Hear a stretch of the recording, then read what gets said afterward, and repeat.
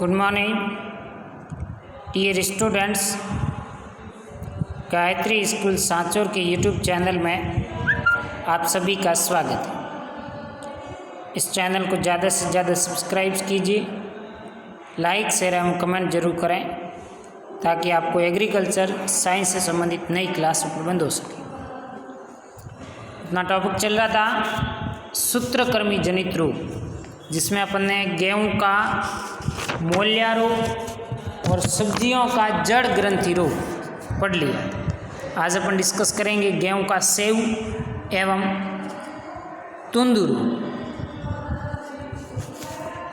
क्या इसका लक्षण है? गेहूँ के सेव रोग की खोज सर्वप्रथम इंग्लैंड के वैज्ञानिक निगम ने 1743 में की थी। भारत में ये रोग सर्वप्रथम पंजाब प्रांत में 1919 में मिलने द्वारा देखा गया था। वासुदेवा एवं युगुरानी 1952 ने बताया इस रोग के कारण गेहूं के उत्पादन में 1 से 3% तक की हानि होती है। ये रोग पीले बाली विलग्न रोग कारक ये रोग पीले बाली विलग्न रोग कारक जीवाणु रिथिया रेथाई बैक्टर ट्रिटिसाई के साथ पाया जाता है। अधिक मात्रा में नुकसान पहुंचाने के साथ साथ गेंगल युक्त आटा मनुष्य एवं पशुओं के लिए भी जहरीला हो जाता है। हचिनसन ने 1917 में भारत के पंजाब प्रांत में सर्वप्रथम बाली विलग्न रोग कारक की खोज की। सेव रोग के लक्षण क्या हैं? इस रोग के लक्षण तने, पत्ती एवं पुष्पीय भागों पर हैं, वो दिखाई देते हैं। संक्रमित पौधा बौना रह जाता है, इसकी पत्तियां मुड़ी हुई और जुर्रीदार हो जाती हैं। संक्रमित बालियां फैली हुई, छोटी चौड़ी होती तथा लंबे समय तक हरी बनी रहती है। इसमें दानों के स्थान पर गेंगले बनते हैं जो गहरे भूरे से काले रंग के होते हैं। प्राय रोगी पौधे में स्वस्थ पौधे से 30 से 40 दिन पहले बालियां निकल आती है।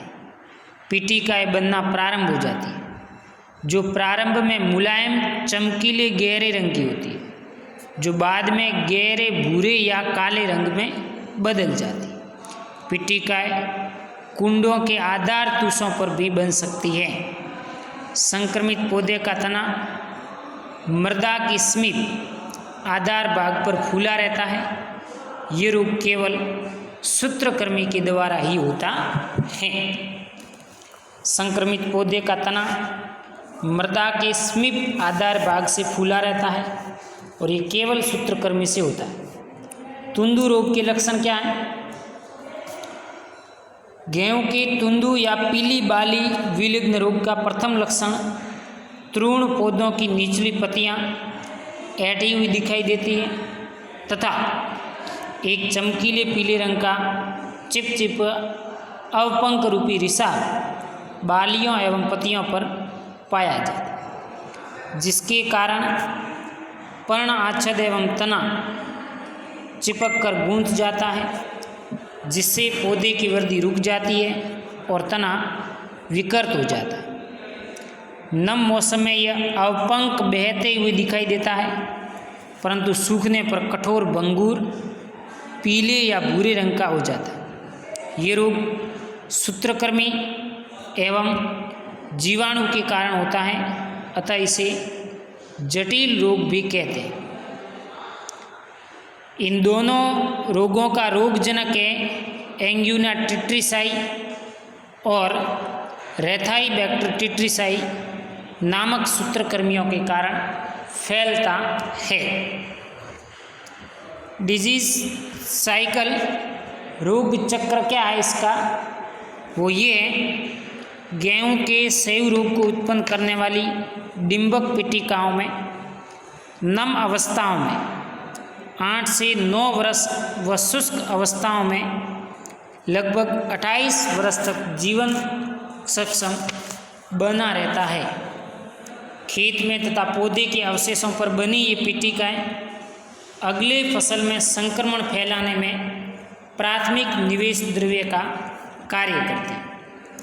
मृदा में पड़े ये डिंबक उचित नमी मिलने पर बाहर निकल आते हैं तथा जब गेहूं के छोटे पौधे की सतह पर हल्की जल परत उपस्थित होती है तब ये डिंबक तैरते हुए वर्धन शिखा के निकट पहुंच जाते हैं और पत्तियों से बाह्य परजीवी के रूप में पोषण लेने लगते हैं, जिसके कारण पत्तियां कुरूप या कुरचित हो जाती है।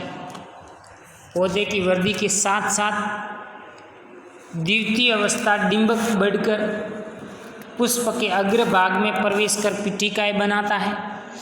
प्रत्येक मादा पिंडक पिटिका में 10,000 से 30,000 तक अंडे देती है। अंडे देने के तुरंत बाद मर जाती है। अंडे से प्रथम डिंबक अवस्था बनती है जो निर्मोचन के द्वारा द्वितीयक डिंबक अवस्था में परिवर्तित हो जाती है। वासुदेवा व हिगोरानी 1950 के अनुसार गेहूं में तेंदु रोग पैदा करने वाले रोगजनक रेथाइबैक्टर ट्रिटिसाई और एंग्यूना ट्रिटिसाई सूत्रकृमि के बीच एक अविकल्पी हेतुकीय संबंध है। सूत्रकृमि के डिंबक तुंदु रोग के जीवाणु को गेहूं के पौधे तक पहुंचाने में वेक्टर रोगवाहक के रूप में काम करते हैं। मृदा में जब सूत्रकृमि डिंबक निकलते हैं और गेहूं के पौधे में संक्रमण करते हैं तो जीवाणु निवेश द्रव्य को भी अपने शरीर पर चिपका कर साथ ले जाता है और इस प्रकार जीवाणु का संक्रमण है वो हो जाता है। तो ये था इसका डिजीज साइकिल। गेहूं के सही एवं तेंदु रोग की प्रबंधन के नियंत्रण में रोग रहित क्षेत्र में बीजों का चयन किया जाना चाहिए। बीज में मिली हुई पिटिकाओं को छलनी से छानकर अलग कर देना चाहिए। पिटिका युक्त बीजों को 20% साधारण नमक के घोल में डुबोकर मिश्रित पिटिकाओं को अलग कर लेना चाहिए।